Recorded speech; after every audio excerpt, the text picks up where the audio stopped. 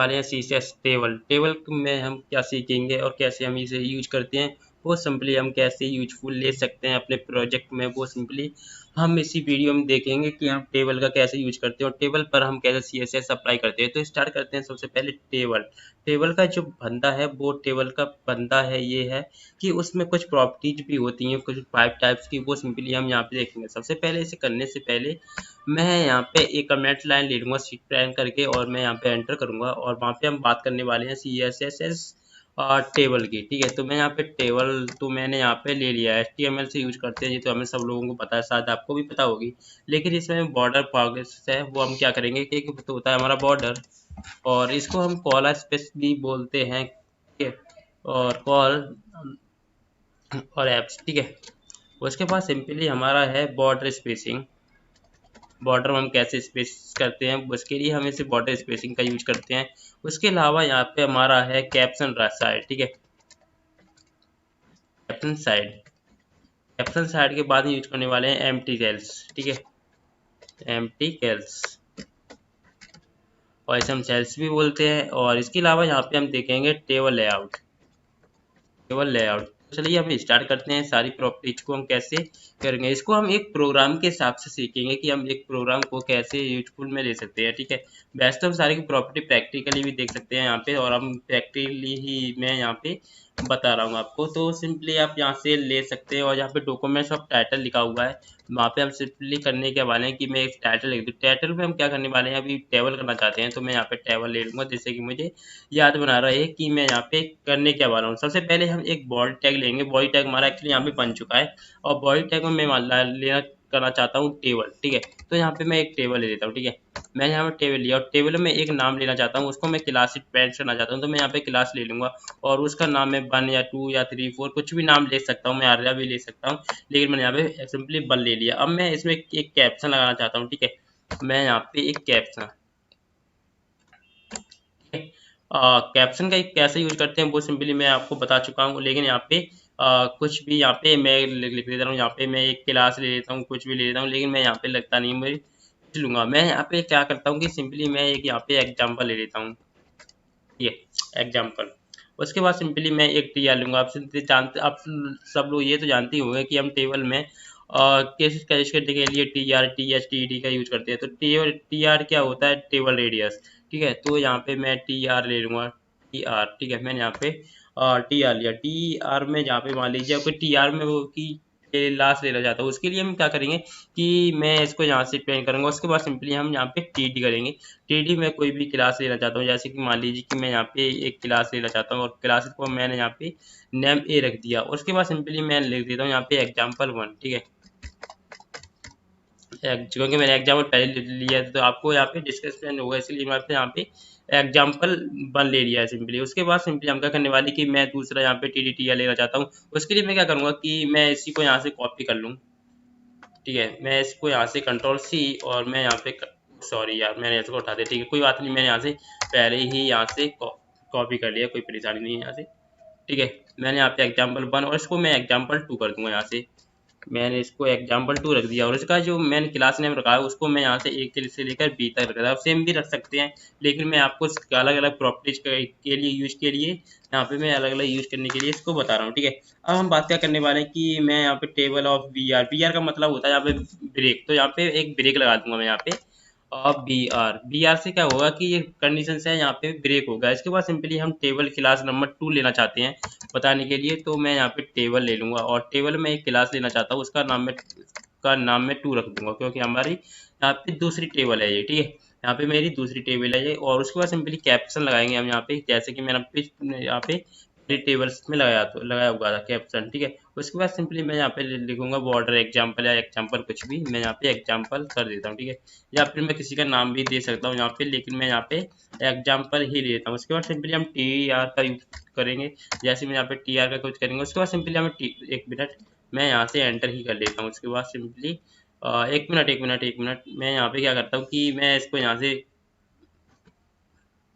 Back ही कर देता हूँ, ठीक है, क्योंकि मेरे पास पहले से कॉपी फाइल है, तो मैं उसको यहाँ पे पेस्ट कर देता हूँ, ठीक है। अब मैं एग्जाम्पल 1 और एग्जाम्पल 2 है उसको मैं यहाँ पे एग्जाम्पल 1 एंड 2 ही लिख देता हूँ उसको, और इसका नाम जो मैं ए एन बी ही रख दूंगा, क्योंकि मैंने इसमें ब्रेक लगाया हुआ तो ए बी से कोई फर्क नहीं पड़ा, जैसे को मैं यहाँ पे कॉल करूंगा वही यहाँ पे टैंक करेगा, ठीक है। अब हम पहले तो हम फाइल्स को यहाँ पे जाके चेक करेंगे अपने ब्राउजर में, एक बार रिफ्रेश करके देखता हूँ मैं कि ये हमारा पहले प्रोजेक्ट का यानी पहले वाली वीडियो का पे आइकन दिखाई दे रहा है, देख सकते हैं एग्जाम्पल 1 एग्जाम्पल 2, यहाँ पे ब्रेक लगाया मैंने तो यहाँ पे देख सकते हैं 2 टेबल्स बन चुकी हैं, एक एग्जाम्पल फर्स्ट एंड 2 है, एग्जाम्पल फर्स्ट एंड 2 देख सकते हैं इसमें ब्रेक भी है।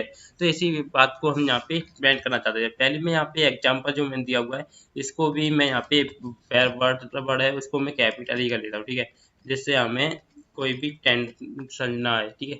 उसके लिए मैंने यहाँ पे एग्जाम्पल 1 एग्जाम्पल 2 लिया। अब मैं इसमें क्या करने वाला हूँ, मैं इसमें यहाँ पे CSS यूज करूंगा। CSS यूज करने से पहले मैं आपको बता दूं कि यहाँ पे मैंने जो टेबल 1 लिया हुआ है, टेबल 2 लिया है, उसको हम अलग अलग ही प्रिंट करेंगे, ठीक है। तो अब मैं आना चाहता हूँ टेबल पहले मैं 1 लूंगा और टेबल 2 लूंगा, ठीक है। इसके लिए हम क्या करेंगे कि मैं ऊपर जाऊंगा, यहाँ पे मैंने सारा प्लान लिख लिया HTML का यहाँ पे, और उसके बाद सिंपली यहाँ पे बॉडी में आऊंगा, बॉडी में लिख दूंगा मैं स्टाइल, ठीक है, बॉडी में मैं स्टाइल। अब मैं चाहता हूँ कि बॉडी में भी मैं कुछ टाइप्स देना चाहता हूँ, वो मैं क्या लिख दूँगा टाइप टेक्स्ट क्लासेस वगैरह कुछ भी लिख सकता हूँ यहाँ पे। मैं चाहता हूँ कि मैं इसमें टेक्स्ट लिख दूँ, टेक्स्ट में मैं चाहता हूँ कि यहाँ पे यार टाइप, मैं यहाँ पे टाइप को कर लेता हूँ, ठीक है, या फिर मैं इसको नहीं लिखता हूँ, कोई भी फर्क नहीं पड़ता है, फिर मैं यहाँ पे टेक्स्ट और मैं CSS का यूज करने वाला हूँ तो मैं यहाँ पे CSS का यूज कर लेता हूँ, ठीक है। और आप इसको यहाँ पे नहीं लिखते हो टैब को तो फिर भी कोई फर्क नहीं पड़ने वाला है, बट मैंने यहाँ पे लिख लिया है। उसके बाद हम क्या करने वाले हैं टेबल, और चूंकि मैंने पहले टेबल लिया हुआ है और टेबल मैंने एक फाइल नाम नाम बनाई हुई है क्लास, उसका नाम मैंने यहाँ पे बन रखा हुआ है। मैं यहाँ पे पॉइंट क्यों लगाया, क्योंकि जो क्लास है उसको हम बन से ही डिफाइन करते हैं। आप देख रहे क्लास बन लिखा हुआ है, उसके बाद सिंपली हमको करना है यहाँ से लेना है और फिर हमें यहाँ पे कर्ली ब्रैकेट का यूज कर लेना है। वहाँ पे मैं दूंगा कि एक बॉर्डर दे दूंगा मैं यहाँ पे। बॉर्डर क्या होता है और कैसे इसे यूज करते हैं वो सिंपली मैं पिछली वीडियो में बता चुका हूँ। बॉर्डर कॉलम स्पेसेस मैंने यहाँ पे आपको बताया था कि यहाँ पे 5 टाइप्स किससे होते हैं, तो मैं यहाँ पे बॉर्डर कॉलम स्पेसेस का ही यूज करूंगा। जैसे देख सकते हैं बॉर्डर कैलपेस आ चुका है यहाँ पे, और मैं इसमें यूज किया डालना चाहता हूँ वो सिंपली आप यहाँ से देख सकते हैं, मैं कॉलम स्पेस ही डाल देता हूँ। उससे क्या होगा कि मैं यहाँ से एक पेज में आऊँगा और मैं यहाँ से फाइल को रिप्लेस करूँगा। देख सकते हैं यहाँ पे थोड़ा टाइम होगा। उसके बाद हम क्या करने वाले हैं कि मैं यहाँ पे टेबल 2 को भी बॉर्डर एक्सप्रेट करना चाहता हूँ या कुछ भी प्रिंट करना चाहता हूँ, ठीक है। तो मैं क्या करूँगा कि यहाँ पे टेबल 1 लिखा हुआ और टेबल 2 है, तो मैं यहाँ पर